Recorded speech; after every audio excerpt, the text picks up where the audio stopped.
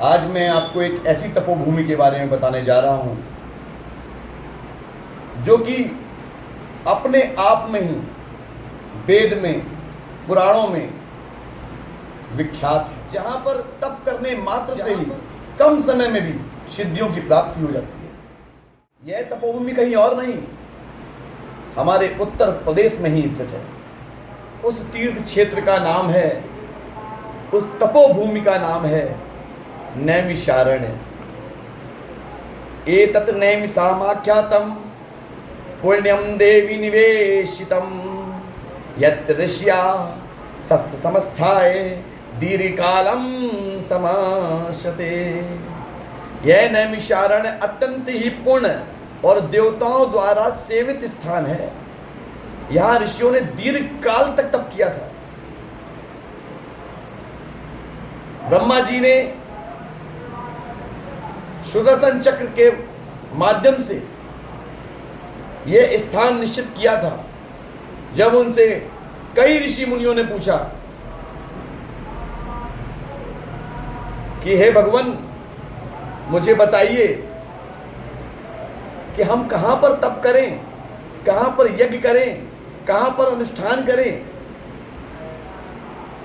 जिससे हम अपने पापों को नष्ट कर सके, हमें मोक्ष की प्राप्ति हो सके। उस स्थान को कहते हैं नैमिषारण्य। ब्रह्मा जी ने चक्र फेंका और सभी देवी देवताओं से बोले, जाओ उसके पीछे जाओ। यह चक्र जहां भी गिरेगा वही स्थल एक बहुत ही बृहद तपोभूमि होगी, जहां पर कोई भी यज्ञ करना हो, कोई भी साधना करनी हो, कम समय में सफल हो जाएगी। ये कम समय की बात क्या है? नैमिषारण्य जो है ना, ये नैमिषारण्य, इसका नाम नैमिषारण्य नहीं था, इसका नाम था निमिष। कहते निमिष मात्र में, कम समय में अपनी चीजों को प्राप्ति कर लेना, कम समय में मोक्ष की प्राप्ति कर लेना, कम समय में यज्ञ और अनुष्ठान सफल कर लेना, कम समय में सिद्धियों की प्राप्त हो जाना, कम समय में अपने पापों को नष्ट कर लेना, निमिष। मैं माननीय उत्तर प्रदेश के मुख्यमंत्री महोदय से यह निवेदन करता हूं कि आपने धर्म की ध्वजा लहराई है। हमारे भारतवर्ष में उत्तर प्रदेश में स्थित सीतापुर जनपद में नैमिषारण्य नामक तीर्थ स्थल है। थोड़ा ध्यान इस तरफ जरूर ले जाए। आपके द्वारा उत्तर प्रदेश के कई मंदिर, कई धार्मिक स्थलों का सौंदर्यीकरण कराया गया है। मैं चाहता हूं, जो हमारे वेद में, पुराण में सबसे बड़ा तीर्थ स्थल बताया गया है नैमिषारण्य, उस स्थान की तरफ आप ध्यान आकर्षित करें, जहां पर 88,000 ऋषि मुनियों ने 1,000 वर्ष तक तपस्या की थी, जहां पर सती माता का हृदय गिरा था। वहां एक ललिता देवी नाम से एक शक्तिपीठ भी है। ललिता देवी को माता त्रिपुर सुंदरी के नाम से भी जानते हैं। श्री विद्या भी उन्हें कहा जाता है। ब्रह्मा जी से जब ये पूछा गया, ऋषि मुनियों ने पूछा कि इस स्थल पर हम कौन सी देवी की आराधना कर सकते हैं, तो उन्होंने कलयुग की साक्षात देवी मां ललिता का नाम लिया था। उन्होंने बोला था कि श्री विद्या की उपासना करने से बहुत जल्द आपको देवी की सिद्धि की प्राप्ति हो जाती है। श्री विद्या कोई छोटी मोटी विद्या नहीं है, छोटी मोटी देवी नहीं है।